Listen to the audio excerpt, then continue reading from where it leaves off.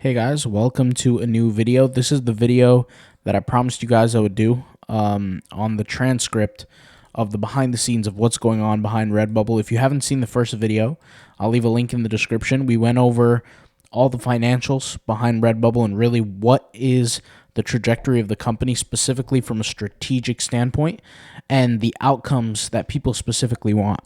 You know, I get some comments every single day, maybe 5 to 10 comments of people either complaining that they've been banned or they can't make sales. And the reality is, I think by this point in time, especially with this information that we've went over, is there's a solution for everything. And it comes down to understanding why the company is behaving the way it's behaving. And really, the whole point of these videos is for us to take this information and move forward in a positive direction and figuring out where to go from here, and I'm specifically saying, if you're like me and you want to stay on the platform, look, the reason why I want to stay on the platform is I'm already making money on the platform and I'm doing very, very well at it. And this is with Redbubble specifically. And no matter how many videos I make about Redbubble, like it be an advice video or something like that, you always have people who are what I call Debbie Downers, who come in and they try to demotivate every single other person out there who is already trying, and they say, I failed, I got banned, I got this, I got that.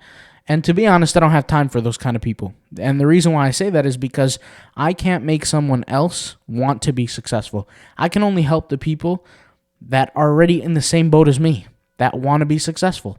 I can't turn somebody from not wanting to wanting. I can't do that. And I have no interest in doing that, even if I could, because it's a lost game. It's a lost battle. All right? So my point here is that if we can know more information about what their intention is for sellers, for artists, then we can move up the ladder. All right? So I'm not trying to be harsh. I'm not trying to be mean. I'm not trying to be disrespectful, but that's the reality, right? And so we know that it's projected to make $478 million this year, Redbubble. And just in the last quarter, $98 million was made. So to put things into perspective, the money's out there. If you're not making money on Redbubble, that's because something you're doing is wrong, right? Something. Now, once again, I've made videos on what those things are, so I'm not going to go over that today. Today, we're going over the transcript. So just like the last video, this video could take a while. So sit back, enjoy, and let's go ahead and listen. So this is the transcript of the words that were being said in that room on that day. This was August 22nd, 2023. So relatively recently, it's not been too long. And the beginning is kind of like the introductions, basically all that kind of stuff. And then it starts right here, right? So Martin Hosking, is saying essentially, and I'll just kind of read this for you. He says, "Thank you, Virginia, and hello to everyone joining us today. I'd like to formally start by welcoming Rob Doyle, the group CFO, as the first Redbubble Group investor call. Rob has been a great addition to the leadership team and has already started to make a valuable contribution to the group. I look forward to introducing him to many of you over the next few weeks. It has also been my first results call since being appointed group CEO. I'm delighted to be back and really excited to share the group's key achievements this year, many of which were in progress before I returned." So he's not lying here. He's telling the truth. He's saying, there has been many things that have been put into stream and have been working on. And that is true. The things that we mentioned in the slides, which, like I said, if you didn't see it, it's probably pretty critical that you should go see them. I think the slides are right here, where they're introducing more friction to the signups and things like that. That is happening. They're decreasing costs by removing accounts. All these things are true, and they're specifically doing that over additive content. We spoke about this. If the content is not additive, most likely, eventually, it will be removed, right? So like I said, we spoke about that. But it says here, starting on slide 2, with an overall overview of our results, we have amplified our fourth quarter results on the slides, as these highlight the substantial improvement we have made over our financial position. Now, what was that substantial improvement for the fourth quarter results? The first thing they did was they made it harder for people to sign up, right? Especially people in other countries other than the big 3 or the big 5, right? They made it harder for people to sign up. The second thing was they started deleting or banning, or whatever word you want to use, whatever formality you want to use, accounts that will decrease costs. Now, something that I will say is Redbubble will not come out and say these things specifically, right? Because at the end of the day, they still are a company and they own 2 marketplaces, and it causes issues if their competitors are listening on, because it is technically IP, trade secrets, things like that. But as a seller, I'm coming from the perspective as a seller, knowing exactly what sellers are going through, right? So I'm telling you guys this information so that you can mitigate certain behaviors and certain things. So like I said, they're making it harder for people to sign up. That's the first thing. Second thing is they're deleting artists' accounts that do not contribute to additive content, meaning content that is not new into the marketplace. If they keep creating, repetitive content that's not useful, meaning designs that are not new, not improved, they're deleting as well. And also they're measuring that based on the tag system, how they're being tagged. Okay, they're doing all these different things to decrease cost. The number one cost for a business like this is server cost. The number one. So they had over 50 plus million designs last year, and they cut them down to 29, I think. I was going to say 30 million, but really it was like 29, 28 million, maybe even 27. That's a huge decrease in cost, okay? It says here, and over, we provide the better picture. Okay, it says in January, prior to being appointed group CEO, the group announced, due to the challenging market conditions and the weaker holiday period than expected. Now, why was it weaker than expected? COVID had just finished. People were already used to spending. So there really wasn't the Q4 spike that existed prior. It says that it needed to scale back investments, improve margins, ultimately return to positive underlying cash flow. Basically, what that means, if you're going to scale back investments and improve margins, that basically means you're going to cut costs. Cutting costs, for us as artists, the easiest cost that you can cut, there's only 2 ways to make money. You can either cut costs or go earn more. For them, earning more is not necessarily an option, or as easy as an option, so cutting costs is the easiest option, and that's exactly what happened. This was the right call, and by the way, you could say, oh, well, why don't they cut costs by firing employees? They don't have that many employees. The people that print for them and manufacture and all that, those are company partnerships. Those are not employees. This was the right call, as on the first day back, my primary objective was to achieve this goal. So to be clear, guys, this is one of the reasons why I say this is a company, it's a business, and at the end of the day, you're a number on a screen to them. You're not a human being, and that's how it is. And frankly, that's how everybody should realize it to be. All of you sellers, they don't care if you go on Instagram and start spamming Redbubble, we hate Redbubble, let's boycott Redbubble. They don't care. There's millions of people to replace you. You think that they care about your opinion? They don't. So at the end of the day, you got to focus on your own business and figure out how to level up instead of worrying about the things that are pointless and not profitable. All right? It says, I'm pleased to make progress with the group that the group has made. Last month in July, we achieved a neutral underlying cash flow, a particularly strong result given July is seasonally lower revenue month. For context, last July, the underlying cash flow was a negative $5 million. So in the whole $5 million, then they went neutral. You're looking at break even. This turnaround was the result of improvement of unit economics. All that means is decreasing costs, right? Decreasing the input, and therefore the output automatically increases and positions the group well for the future. In the fourth quarter, our gross profit after paid acquisition margin, or GPAPA margin, was 28.5%, 350 basis points above, and that's very significant. 350 basis points is very significant. Let's go ahead and continue. And I am going to pick and choose certain things here because not everything necessarily matters. Okay? Here it says, during the second half, we implemented a number of cost-saving measures. This is what I've been saying since the beginning, guys. They're implementing things to cut costs, which together reduced operating expenditure by $45 million on an annualized basis. This also, guys, brings into the aspect where about the amount of money they saved with the tier system.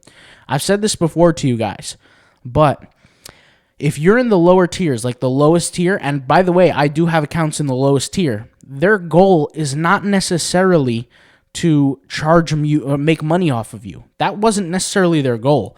Most sellers in the lowest tiers don't actually make that much. What happens is they're trying to demotivate you on purpose so you can leave the platform. And maybe they're going to have a system integrated where if you're not active for a certain period of time, they could delete your account. That's very possible, especially if you're not making any money. If you're not of value to the company, if you're not bringing money in, why would they keep you around? You got to keep that, mentality in place. It says over 45 million annualized basis. So they cut costs by 45 million.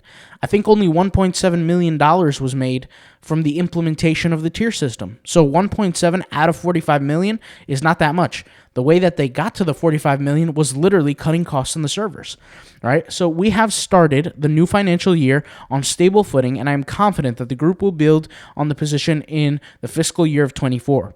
Before we move into the heart of this new financial year, I want to take a moment to share some findings about the operational review I've undertaken.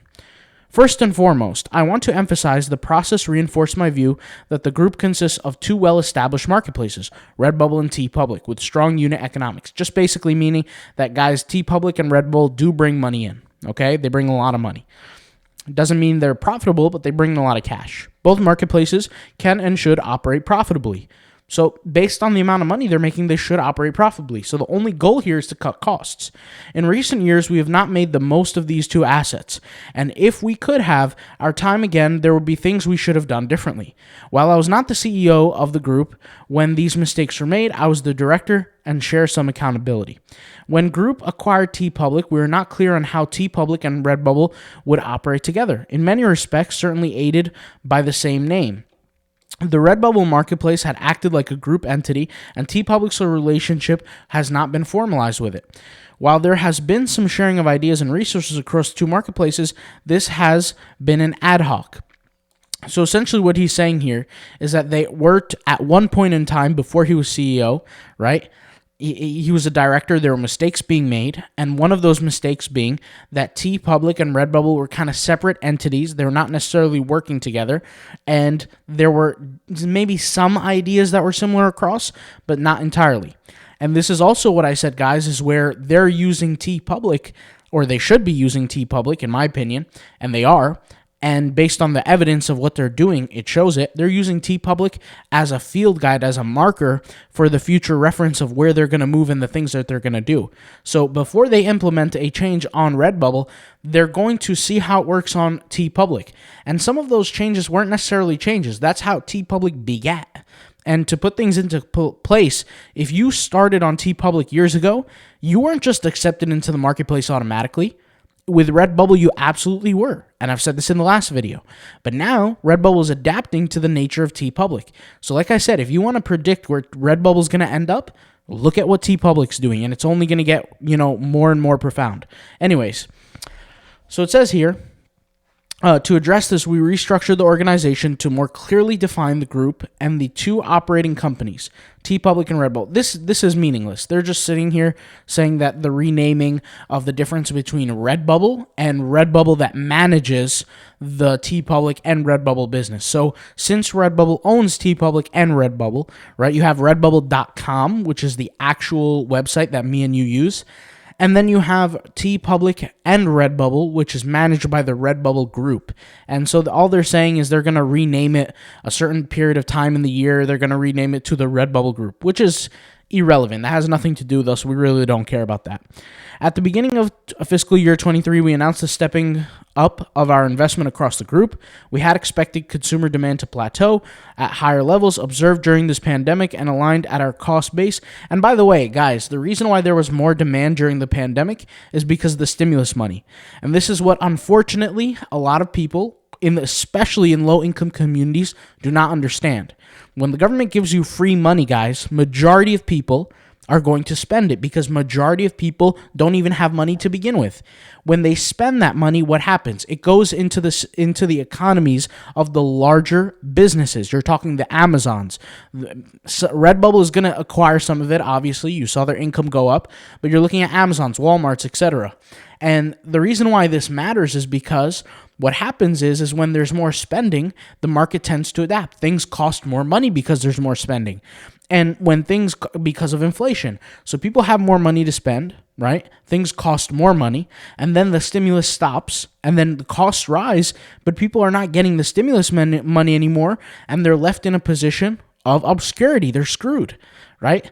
So what happens is it's a mismanage of income, which is why I tell you guys every now and then when you're making money, you have to have a system to save money. You have to have a system for earning money. All these kind of things matter. It all ties into making passive income and living a true life of freedom. And, financially speaking, if that's something you seriously want to go after, you're going to have to pay attention to these things. But anyways, it says, unfortunately, as demand declined, and of course demand is going to decline. Like I said, the stimulus is over. Nobody was getting any more checks. It says, unfortunately, as demand declined, this led to costs running ahead of revenue. In January, after seeing consumer demand weaken through the holiday period, the group took action to right-size the cost base. We took further steps in May, combined these efforts to reduce the cost by approximately $45 million. All right, we went over that. Okay. It says, finally, there were too many initiatives that were being attempted concurrently. Now, to improve the Redbubble marketplace. Now, why do you think they specifically said that? They didn't say initiatives to focusing on staff or whatever. They said specifically to the Redbubble marketplace. Well, the reason why is because Redbubble got hit with a storm very, very quickly. People were getting banned very quickly. Their accounts were getting deleted. Accounts were getting frozen. Some accounts were not even being permitted into the marketplace. Other accounts needed human verification, phone number verification to be able to log in. All of this happened during simultaneously the same period of time. And all of these should be signals to us so that we could clearly see Redbubble is going to slowly, and this is just the beginning, but they're slowly not going to be putting up with garbage. So if you look at your store and you think that your store is, literally behind a little bit, maybe you've stole some keywords from somebody, or maybe you've literally copied some designs and stuff like that, I highly recommend you handle that ASAP, especially because it doesn't make you any money anyway. Delete them unless you want to get your whole account removed. I mean, if you don't care about your account, then that's a different story, but I highly recommend it. It says teams, and by the way, the people who don't do this and they still have that garbage up, there's going to be a day where their account disappears. You can't be that naive and think that a company that is spending millions and millions of dollars is eventually going to figure out how to minimize costs. You can't. And if you're a cost to them, they will eliminate you. There's no question being asked here. It's not that they're being a bad company. It's that the people, who are running the platform cannot keep up with costs, and they have no loyalty to you. You're not a family member of theirs or something like that. They're not going to just keep your stuff on to be nice to you. They don't care. They're going to erase you, and they're not even going to answer your emails or nothing because it's a business at the end of the day, and you're a number on a screen. And the reason why I'm being this harsh and telling you guys this is because I'm telling you guys the truth. And some people don't like to hear the truth, but it is what it is. So to address this, we have focused on the teams on clear priorities where we have high confidence around the GAPA, which is basically just the profit, and revenue growth potential. Pleasingly, we can already see that the fruit of this number of these initiatives. So basically, they can see the fruits. They can see, how deleting people and things like that is benefiting. Now, they're not going to say that because they don't want to tell that to the investors, okay? Hey, yeah, we're deleting sellers. Because investors, that's not necessarily the best thing you want to tell to an investor. But they're just saying, hey, we're doing some initiatives to decrease costs. And this is not one of those kind of panels where you could sit there and ask questions as an investor. That's not the way it works. So it says, I'd like to begin our operational highlights by providing an overview of the two marketplaces. Ensuring investors have better visibility of both marketplaces, and particularly TeePublic, is something we intend to do going forward. Redbubble remains the larger of the two marketplaces with approximately 650,000 artists selling at least one product last year. By the way, I want to say something, guys. Redbubble is a platform is projected to make $478 million this year, okay? If there's 600,000 sellers roughly, you're looking at almost $800 per seller that seller is making. Now, we know, between me and you, most sellers, at least like the bottom 50%, don't make anywhere near $800 in the year. They might be lucky, they might make a sale here and there, but most sellers don't. Why? Because most sellers get lucky in the beginning, right? They get lucky. They get a sale here and there, and then they just, float off into oblivion. They don't tackle it like a true successful individual would. They just don't. And so what they do is they get those little sales, whatever. Just imagine how much the top 20, 30% are making. If $478 million is being made off of the backs of 600,000 artists, and the bottom 50% are making peanuts, imagine what the top 50% are making. This is what I'm trying to say, guys. The money's out there for the taking. It's not a matter of if it's there or not. It's there. It's just a matter of going and getting it. And like I said, all the courses, all the videos, everything we put out is here to contribute to that. We posted over 1,000 videos on this YouTube channel. But anyways, let's keep it going. It says 5 million customers bought a product from an artist on Redbubble during the period. Yeah, so 5 million people made a purchase on Redbubble. 5 million. So anyways, let's just continue. All right.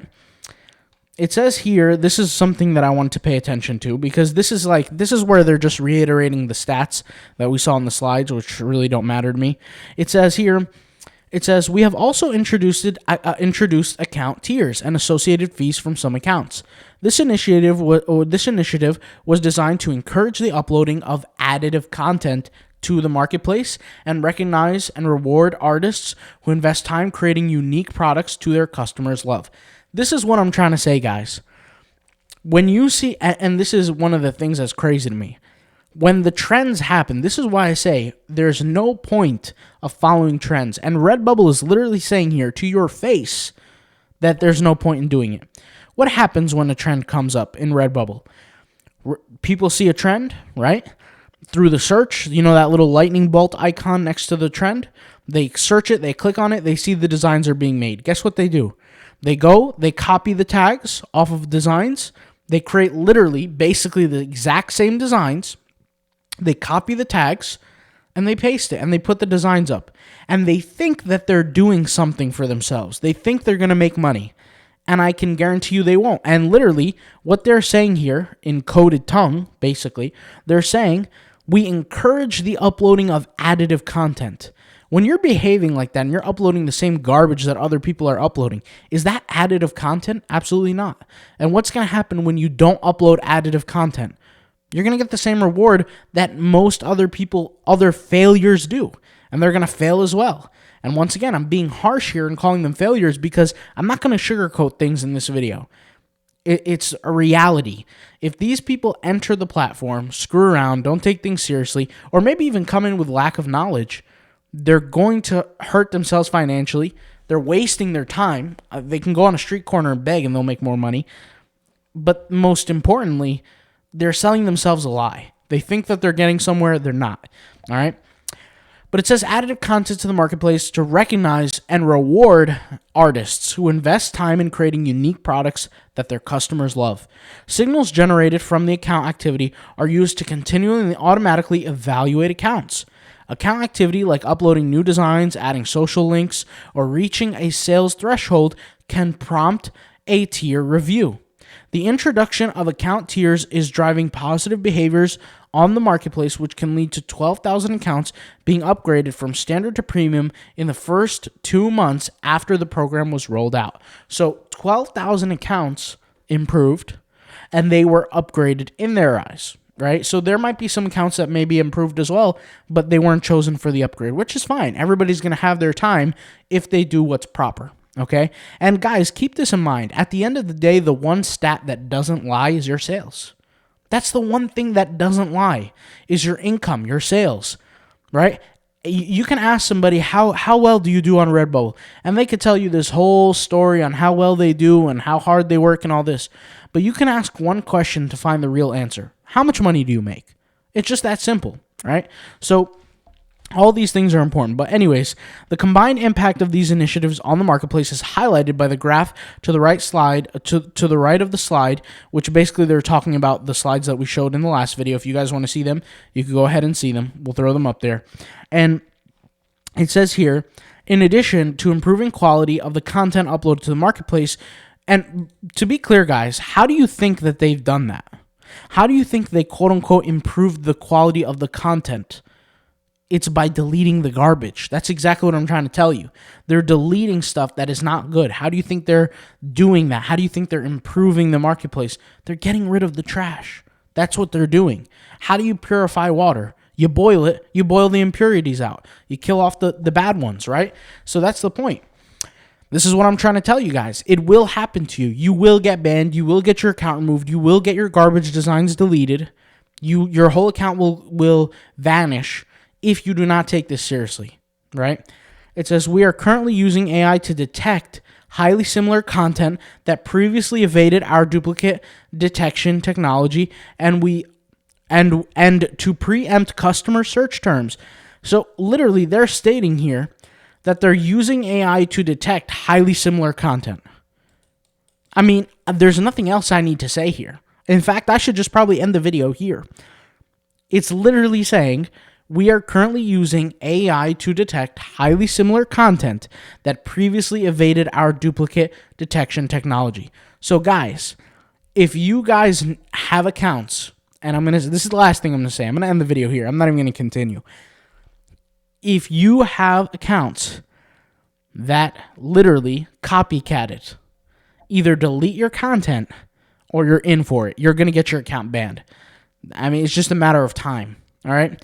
I'll talk to you guys later. I'm not going to continue. This is what it comes down to. This is probably the most important line here. And I want to emphasize that. I'm going to end the video here. Thank you guys for watching.